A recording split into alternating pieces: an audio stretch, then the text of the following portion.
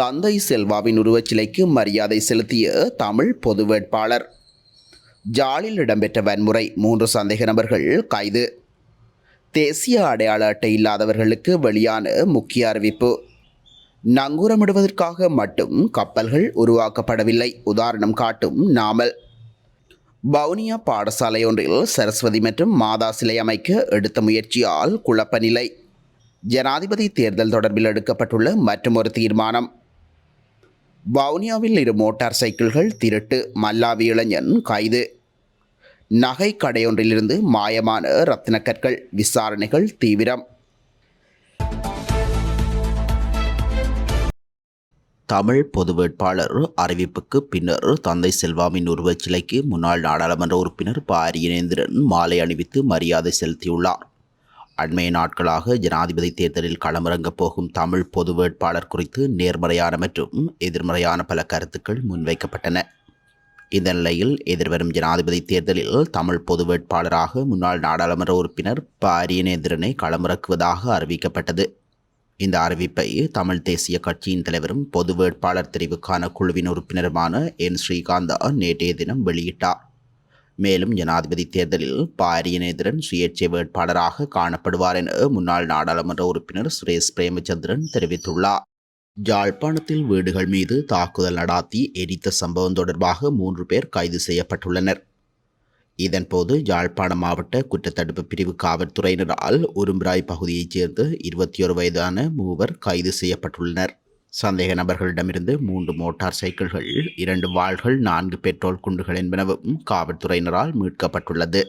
யாழ்ப்பாணம் திருநெல்வேலி பகுதியில் உள்ள வீடுகள் மீது நடாத்தப்பட்ட வன்முறை தாக்குதல் மற்றும் தீவைப்பு சம்பவங்கள் தொடர்பாகவே குறித்த கைது நடவடிக்கை முன்னெடுக்கப்பட்டுள்ளது.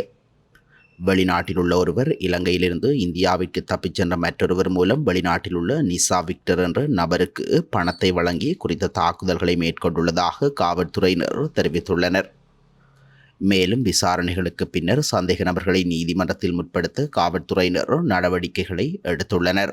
வாக்களிக்கும் போது தேசிய அடையாள அட்டை இல்லாதவர்கள் என இனங்காணப்பட்டு சுமார் 1.5 லட்சம் பேருக்கு தற்காலிக அடையாள அட்டைகளை வழங்குவதற்கான ஏற்பாடுகள் தற்போது மேற்கொள்ளப்பட்டு வருவதாக தெரிவிக்கப்பட்டுள்ளது.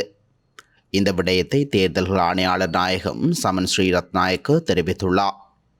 இந்த விடயம் தொடர்பில் மேலும் கருத்து தெரிவித்த அவர், தேசிய அடையாள அட்டை இல்லாதவர்கள் என இனங்காணப்பட்டவர்களில் தோட்ட மக்களும் LGBT IQ சமூகமும் பெரும்பாலும் அடங்குவர்.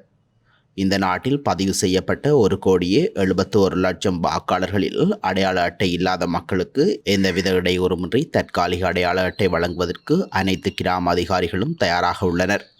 இது தொடர்பில் உதவி பிரதி தேர்தல் ஆணையாளர்கள் உள்ளிட்ட அதிகாரிகளுக்கு அறிவிக்கப்பட்டுள்ளது. LGBT IQ சமூகத்தைச் சேர்ந்த மாற்றுத்திறனாளிகளை அங்கீகரிக்க GRC சான்றிதழ் வழங்கப்பட்டுள்ளது. சான்றிதழின்படி வாக்குச்சாவடியில் அவர்களை அடையாளம் காண்பதில் சிக்கலில்லை. மேலும் வீட்டிலிருந்தே வாக்காளர்கள் பதிவேட்டில் முதலில் பெயரை பதிவு செய்ய வேண்டும். எனினும் ஒவ்வொரு மாகாணமாக சென்று இந்த சமூகத்திற்கு என்ன தேவை என்பதை ஆராய்ந்தோம். அதன்படி பல சிக்கல்கள் கண்டறியப்பட்டுள்ளன என அவர் மேலும் தெரிவித்துள்ளார். உலகிலுள்ள கப்பல்கள் நங்கூரமிடுவதற்காக மட்டும் உருவாக்கப்படவில்லை என ஸ்ரீலங்கா பொதுஜன பெரமுனவின் ஜனாதிபதி வேட்பாளர் நாமல் ராஜபக்ச தெரிவித்துள்ளார். அவர் தனது முகநூல் கணக்கிலிட்டுள்ள பதிவில் இதனை தெரிவித்துள்ளார். சவாலை ஏற்று ஜனாதிபதி தேர்தலில் களமிறங்கியதாக குறிப்பிட்ட அவர், துறைமுகத்தில் நங்கூரங்கள் வைக்கப்படும் வரை கப்பல் பாதுகாப்பாக இருக்கும் என தெரிவித்தார். இந்த யுத்தத்தை வெற்றியுடன் முடித்துக் கொள்வதாகவும் ஸ்ரீலங்கா பொதுஜன பெரமுன தன் மீது வைத்துள்ள நம்பிக்கைக்கு நன்றி தெரிவிப்பதாகவும் அவர் குறிப்பிட்டுள்ளார். ஸ்ரீலங்கா பொதுஜன பெரமுன 2024 ஜனாதிபதி தேர்தலுக்கான வேட்பாளரை அறிவிக்கும் உத்தியோகபூர்வ நிகழ்வு நேற்று கட்சியின் தலைமையக வளாகத்தில் இடம்பெற்றது. இதன்போது என்னை வாழ்த்திய அனைவருக்கும் என் இதயத்தின் ஆழத்திலிருந்து நன்றி எனவும் அவர் தனது பதிவிலிருந்து தெரிவித்துள்ளார். வவுனியா கோமரசன்குளம் பகுதி பாடசாலை ஒன்றில் இந்து வணக்க சிலை வைப்பதற்கு அனுமதிக்க முடியாது என பாடசாலை அபிவிருத்தி சங்கம் தெரிவித்தமையால் அங்கு குழப்ப நிலை ஏற்பட்டுள்ளதாக தெரிவிக்கப்பட்டுள்ளது. வவுனியா கோமரசன்குளம் மகாவித்தியாலயத்தில் அதிகமாக இந்து மாணவர்கள் கல்வி கற்று வருவதுடன் குறித்த பாடசாலையில் காணப்படும் அயலில் கிறிஸ்தவர்கள் அதிகமாக வாழ்ந்து வருகின்றனர். இந்த நிலையில் இந்த பாடசாலையில் இந்து மற்றும் கிறிஸ்தவம் என்பவற்றுக்கான காலை பிரார்த்தனை வழிபாட்டிடங்கள் கடந்த 8 வருடங்களுக்கு மேலாக காணப்பட்டு வருவதுடன் அதில் காட்சிப்பட்டிருந்த இந்து வழிபாட்டு பழங்கள் பழுதடைந்து காணப்படுகின்றன. இதன் காரணமாக பாடசாலையின் பழைய மாணவர்கள் இந்து மாணவர்களின் வழிபாட்டிற்காக சரஸ்வதி சிலை ஒன்றினை வைப்பதற்கு கிறிஸ்தவ மாணவர்களுக்கு மாதா சிலை ஒன்றை வைப்பதற்கும் தீர்மானித்திருந்தனர்.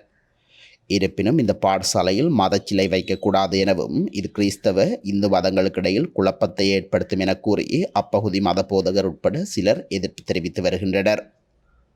இந்த விடயம் தொடர்பில் அப்பகுதி மத போதகரால் கடிதம் ஒன்றும் பாடசாலைக்கு வழங்கப்பட்டுள்ளது.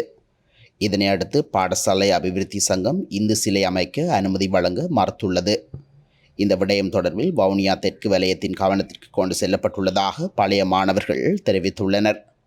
மேலும் பாடசாலையில் இருமத சிலைகளும் வைப்பதற்கு அனுமதிக்கப்பட வேண்டும் எனவும் இந்து பிள்ளைகள் அதிகமாக கற்கும் பாடசாலையில் வழிபாட்டுரிமை இல்லையா எனவும் பழைய மாணவர்கள் கேள்வி எழுப்பியுள்ளனர். இது தொடர்பாக மத போதகர் ஒருவரை தொடர்பு கொண்டு வினவிய போது இந்த விடயம் குறித்து தான் கேள்விப்பட்டதாகவும் கடிதம் கொடுத்தமை குறித்து அசமந்த போக்காக பதிலளித்துள்ளதாகவும் குறிப்பிடப்பட்டுள்ளது. ஜனாதிபதி தேர்தலில் சுயேட்சையான ஜனாதிபதி வேட்பாளர்களுக்கு ஒதுக்கப்படும் 2 சின்னங்கள் நீக்கப்பட்டுள்ளன. இதற்கமைய சுயேட்சையான ஜனாதிபதி வேட்பாளர்களுக்கு ஒதுக்கப்படும் நாய் மற்றும் பன்றி சின்னங்கள் நீக்கப்பட்டுள்ளன. தர்ம சங்கடத்தை ஏற்படுத்தக்கூடிய மற்றும் மத உணர்வை புண்படுத்தும் சின்னங்களை தேர்தல் ஆணைக்குழு நீக்கியுள்ளதாக அறிவிக்கப்பட்டுள்ளது. ஜனாதிபதி தேர்தல் எதிர்வரும் செப்டம்பர் மாதம் 21ஆம் தேதி நடாத்தப்பட உள்ளதாக தேர்தல்கள் ஆணைக்குழு அறிவித்துள்ளது. இதேவேளை ஜனாதிபதி தேர்தலுக்கான வேட்பு மனுக்கள் எதிர்வரும் 15ஆம் தேதி ஏற்றுக்கொள்ளப்படும் எனவும் தெரிவிக்கப்பட்டுள்ளது. மேலும் ராஜகிரிய சரண மாவட்டத்தில் அமைந்துள்ள தேர்தல்கள் ஆணைக்குழு அலுவலகத்தில் வேட்பாளர்கள் தமது வேட்புமனுக்களை தாக்கல் செய்ய முடியும் எனவும் குறிப்பிடப்பட்டுள்ளது. வவுனியாவில் 2 மோட்டார் சைக்கிள்கள் திருடப்பட்ட சம்பவம் தொடர்பில் மல்லாவி இளைஞர் ஒருவர் கைது செய்யப்பட்டுள்ளதாக வவுனியா போலீசார் நேற்று தெரிவித்தனர். கடந்த 6ஆம் தேதி வவுனியா பழைய பேருந்து நிலையத்திற்கு அருகில் நிறுத்தி வைக்கப்பட்டிருந்த மோட்டார் சைக்கிள் ஒன்றை காணவில்லை என அதன் உரிமையாளர் வவுனியா போலீசில் முறைப்பாடு செய்திருந்தார். குறித்த முறைப்பாடு தொடர்பில் வவுனியா போலீசார் முன்னெடுத்திருந்த விசாரணைகளின் போது மல்லாவியைச் சேர்ந்த 27 வயது இளைஞர் ஒருவரை சந்தேகத்தின் பேரில் கைது செய்துள்ளனர். அவரிடம் முன்னெடுக்கப்பட்ட விசாரணையின் போது வவுனியா பழைய பேருந்து நிலையத்திற்கு அருகில் திருடப்பட்ட மோட்டார் சைக்கிள் மீட்கப்பட்டுள்ளது. நீர்கொழும்பில் உள்ள தங்க கடையொன்றிலிருந்து 15 கிலோ வெள்ளி, 15 ரத்தின கற்கள் மற்றும் 2 தங்க மாலைகள் திருடப்பட்டுள்ளதாக நீர்கொழும்பு காவல்துறையினர் தெரிவித்துள்ளனர். நீர்கொழும்பு பெரியமுல்ல பிரதேசத்தில் வர்த்தகர் ஒருவர் செய்த முறைப்பாட்டின் அடிப்படையில் விசாரணைகள் ஆரம்பிக்கப்பட்டுள்ளது. இதன்படி திருடப்பட்ட பொருட்களின் பெறுமதியை காவல்துறையினர் மதிப்பிட்டு வருவதாக தெரிவிக்கப்படுகின்றது.